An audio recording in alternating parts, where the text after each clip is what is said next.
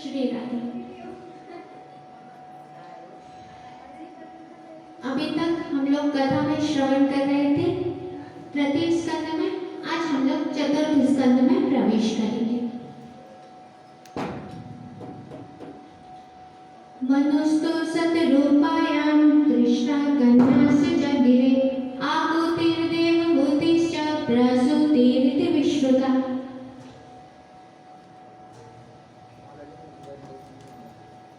मैत्रेय मुनि ने कहा, विदुर जी, मनु जी के सतरूपा से 2 पुत्र और 3 पुत्रियां हैं।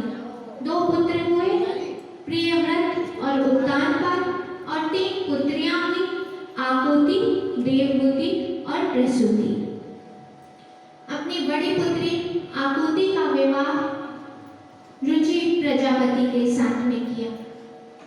उनके यहाँ एक पुत्र और एक पुत्री ने जन्म लिया, यज्ञ और दक्षिणा ने। दोनों बड़े हुए और उनका विवाह हुआ। उनके यहाँ 12 पुत्रों ने जन्म लिया। तोष, प्रतोष, संतोष, भद्र, शांति, इदस्पति, इद्म, कवि, विभु, स्वहन, सुदेव और रोचन। यह 12 पुत्र हुए। दूसरी पुत्री थी देवहूति, जिनका विवाह कर्दम जी के साथ में हुआ। उनके यहाँ 9 पुत्रियों ने जन्म लिया।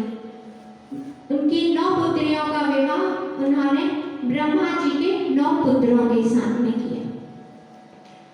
और जो मनु जी की सबसे छोटी पुत्री थी प्रसूति, उनका विवाह दक्ष प्रजापति के साथ में किया और उनके यहाँ 16 पुत्रियों ने जन्म लिया, जिसमें से 13 का विवाह धर्म के साथ में किया और एक पुत्री स्वाहा का विवाह अग्नि के साथ किया और स्वधा का विवाह पितरों के साथ किया।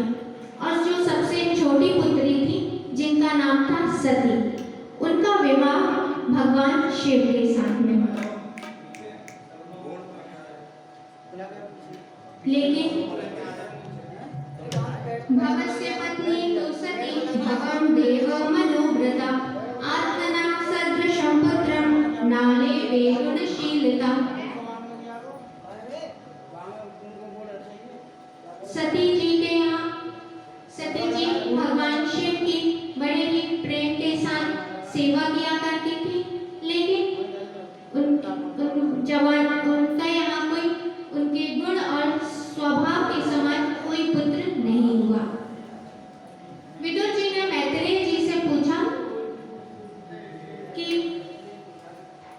भगवान सती के कोई पुत्र क्यों नहीं हुए।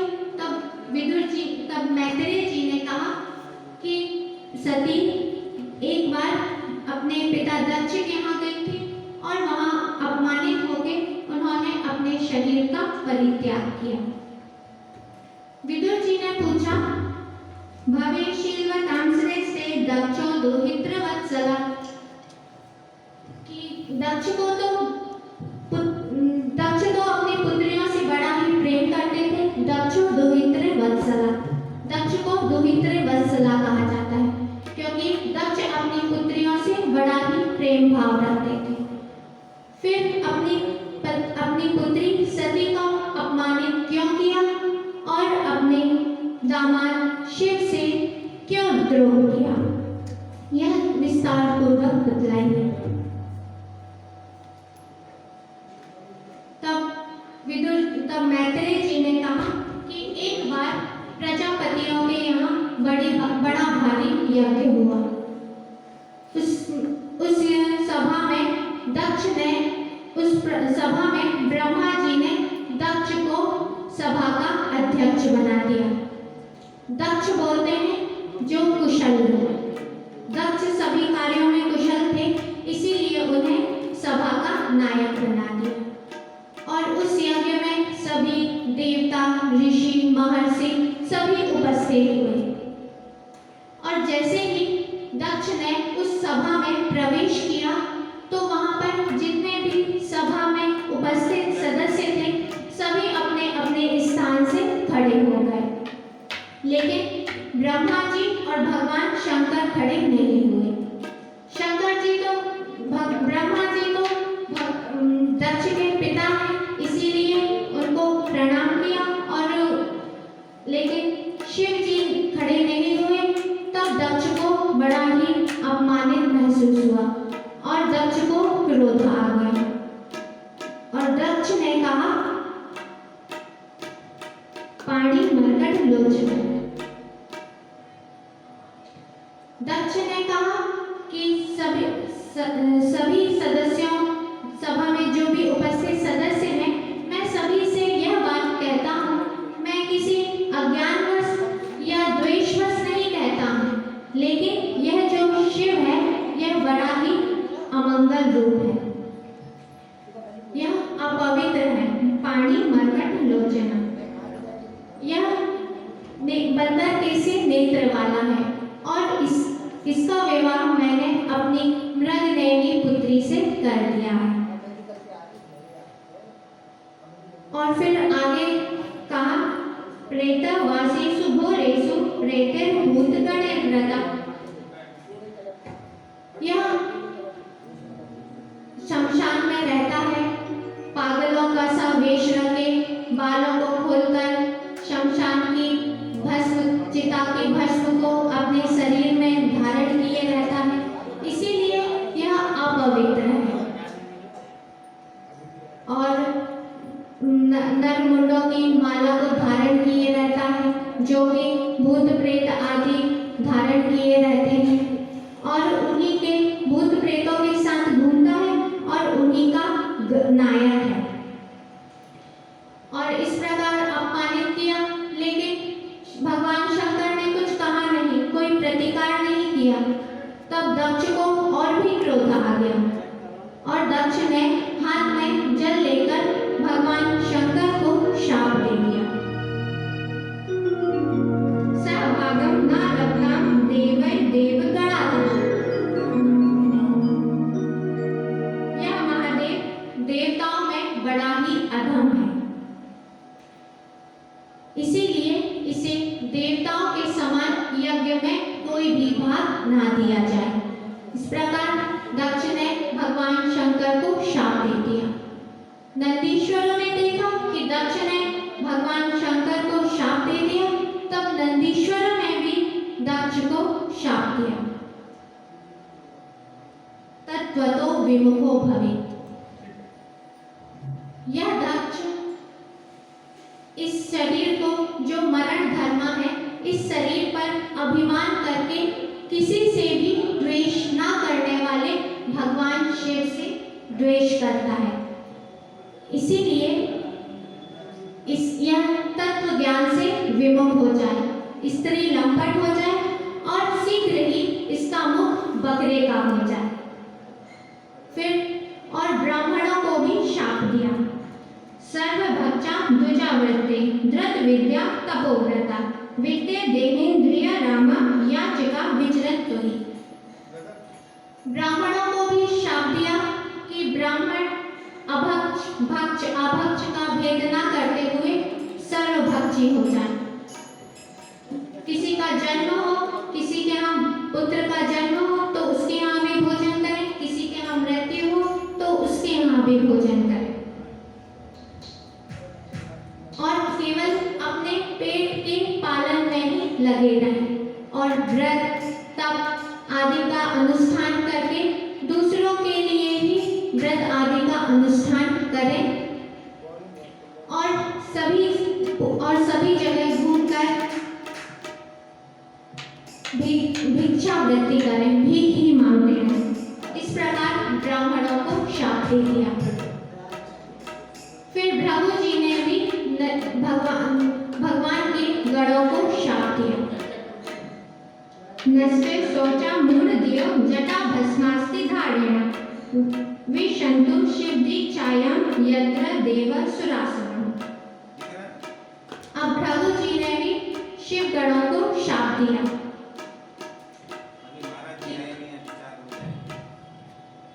जो लोग शौचाचार के बिना मंद बुद्धि और जटा राग आदि दीक्षित हों, जिसमें सुरा और आसा को ही देवताओं के समान आदरणीय माना जाता है।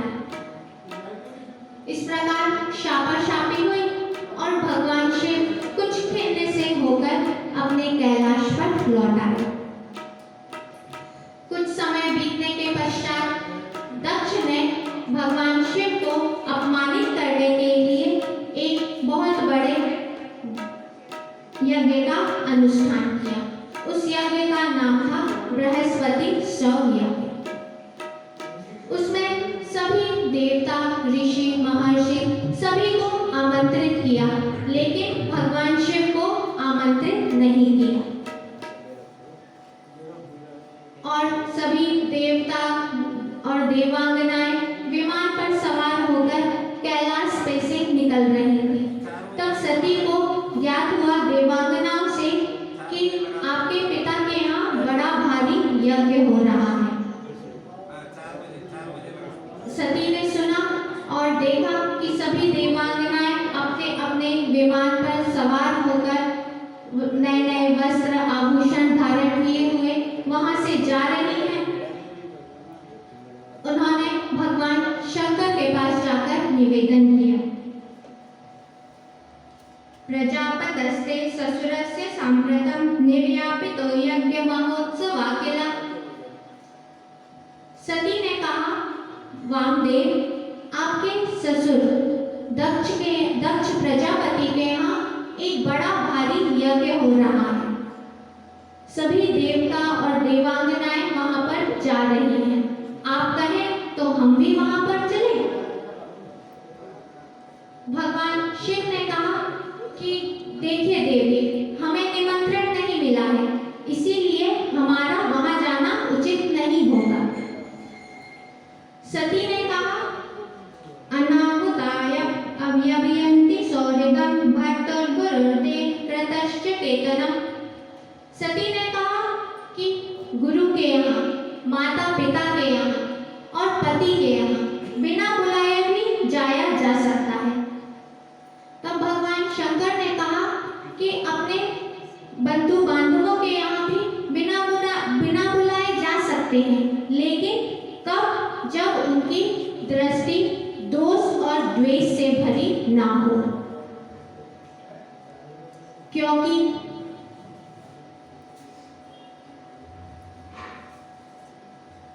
विद्या, तप, धन, सुदृढ़ शरीर, यह जो गुण है यह सत्पुरुषों के तो गुण हैं, लेकिन नीचों के लिए यही अवगुण हो जाते हैं।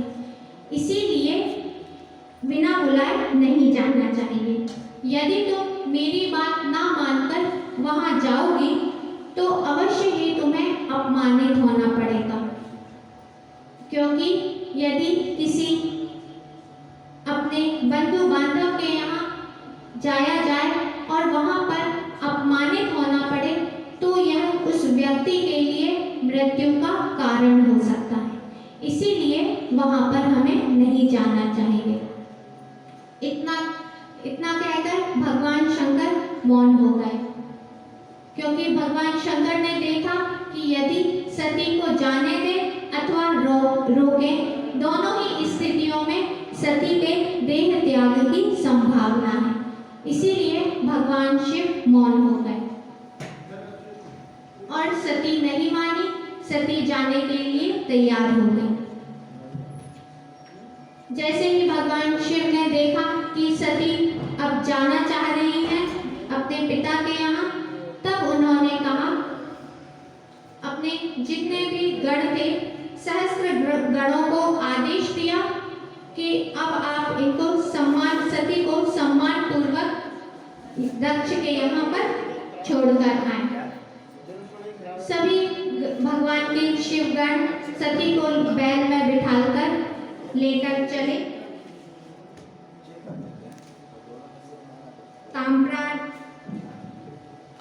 तामसारिका कंदुक दर्पणाम्बुजा श्वेतार्क पत्र व्यजनस्त कादवी। और मैना आदि पक्षी पालकर रखी थी सती जी ने, उनको, गेंद को, दर्पण को, सभी को सती का का जितना भी सामग्री थी सभी को भगवान शिव ने सती के साथ भेज दिया और उन्हें छत्र, चवर आदि राज सिंहासन, राजसी चिन्हों के साथ में सम्मान पूर्वक दक्ष के यज्ञ में भेजा। अब दक्ष ने यज्ञ में अपने पिता के यहाँ पहुंची तब उन्हें वैसा सम्मान नहीं मिला जैसा पहले मिलता था। कोई भी किसी ने भी कोई आदर सत्कार नहीं किया। उनकी माता और बहनों ने तो अवश्य प्रसन्न हुई।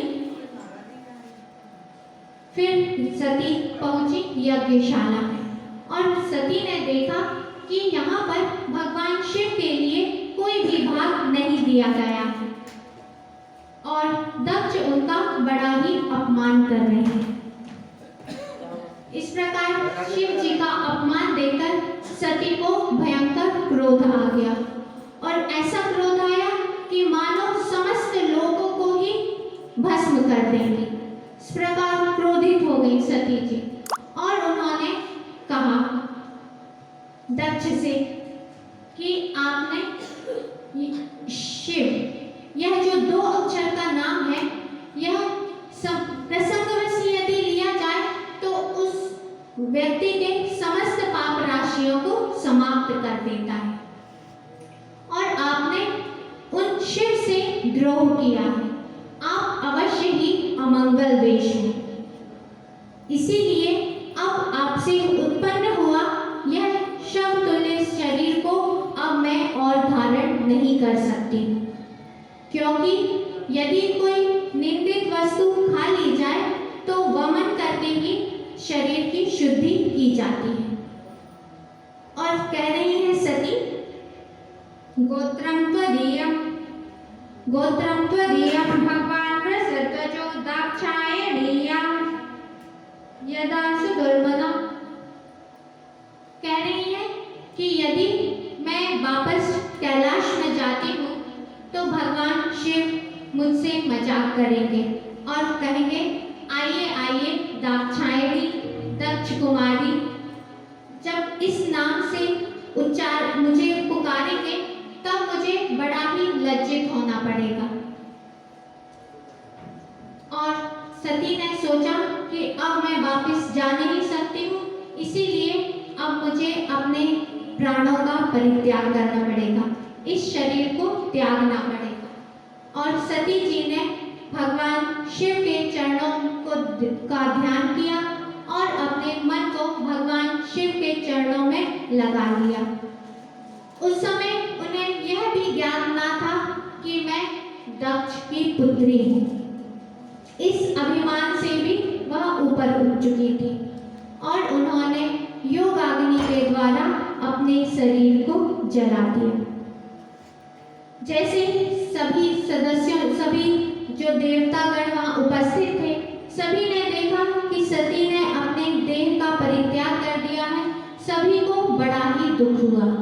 दक्ष भी दुखी हुए और शिव गणों ने देखा कि सती जी ने अपने प्राण का परित्याग कर दिया है, तो उन लोगों ने अपने अस्त्र शस्त्र सभी निकालकर दक्ष को मारने के लिए खड़े हो गए।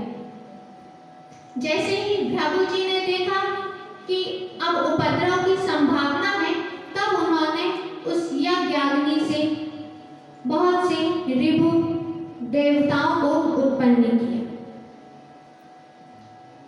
और नारद जी, और इधर कैलाश में नारद जी पहुंचे और नारद जी से ज्ञात हुआ भगो भवान्य निधनम प्रजापते रसकृताया अवगम्य नारदात्। नारद जी कैलाश पर पहुंचे और नारद जी ने बतलाया कि सती जी ने दक्ष से अपमानित होकर अपने देह का परित्याग कर दिया है। जैसे ही शिव जी ने सुना, शिव जी को बड़ा ही क्रोध आया और शिव जी ने अपनी एक जटा उखाड़ी, उसे पृथ्वी पर पटका, जिससे एक विकराल पुरुष उत्पन्न हुआ। उसका शीश स्वर्ग को छू रहा था। विकराल दाढ़ें थी, सूर्य के समान 3 नेत्र थे। लाल लाल बाल थे, नरमुंडों की माला धारण किए हुए थे और उनका श्याम शरीर था। और उन्होंने हाथ जोड़कर भगवान शिव से पूछा कि प्रभु क्या आज्ञा है।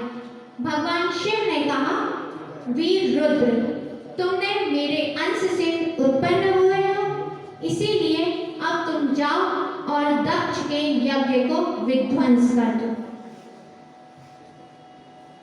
और भगवान के सभी गण पहुंचे दक्ष के यज्ञ में। और यहाँ पर दक्ष के यज्ञशाला में जो भी उपस्थित थे, सभी ने देखा कि धूल उड़ रही है। अभी तो यह समय गायों के लौटने का नहीं है और इस समय चोर डाकू लुटेरों का भी खतरा नहीं है, क्योंकि प्राचीन वर्गी राजा अभी जीवित है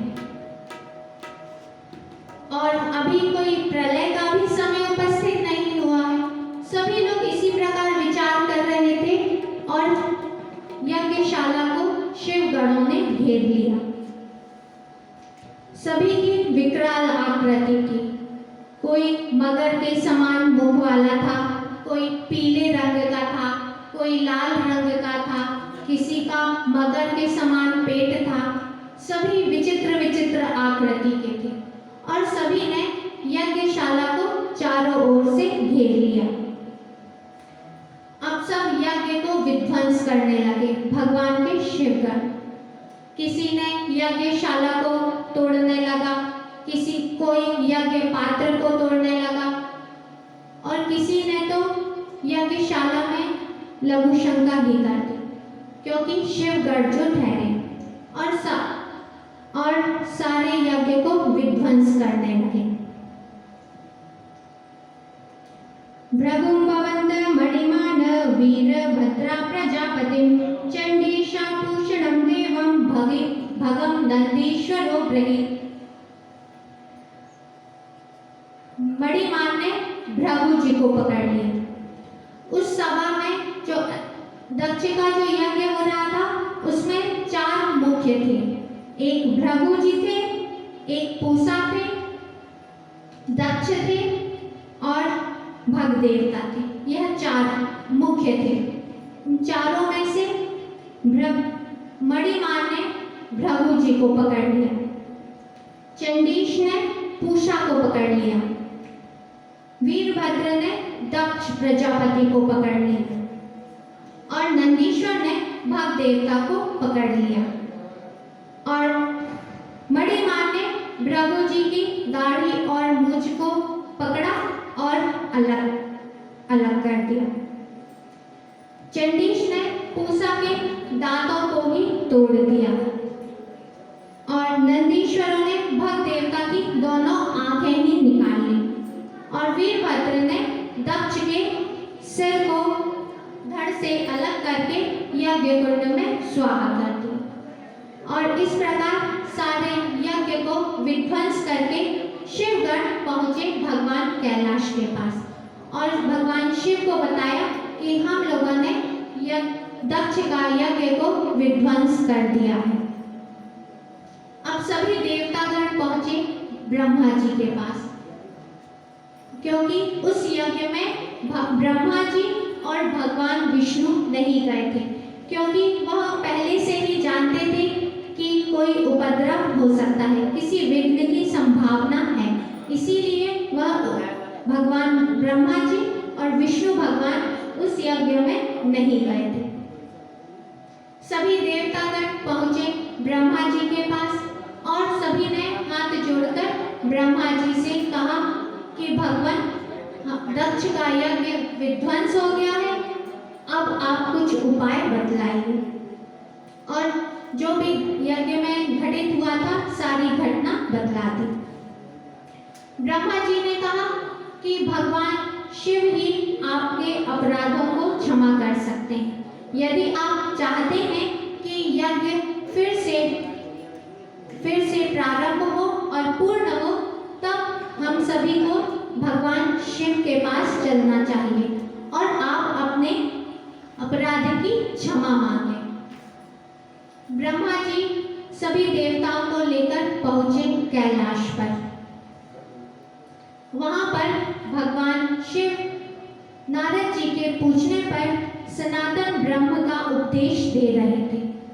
जैसे ही भगवान शिव ने देखा ब्रह्मा जी आए हैं, तो ब्रह्मा जी पिता लगते हैं, इसीलिए भगवान शिव अपने आसन से खड़े होकर उन्हें प्रणाम किया।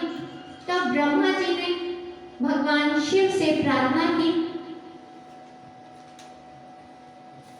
कि भगवान दक्ष का यज्ञ विध्वंस हो गया और आप यज्ञ को पूर्ण करने वाले हैं, इसीलिए अब इन देवताओं पर और इन ब्राह्मणों पर ऐसी कृपा करें कि भृगु जी की पूर्व के समान दाढ़ी हो जाए, भग देवता की आंखें आ जाएं, पूषा के पहले के समान दांत वाले हो जाएं और जो दक्ष हैं वह पुनः जीवित हो जाएं। ऐसी कृपा कीजिए। भगवान शिव ने कहा,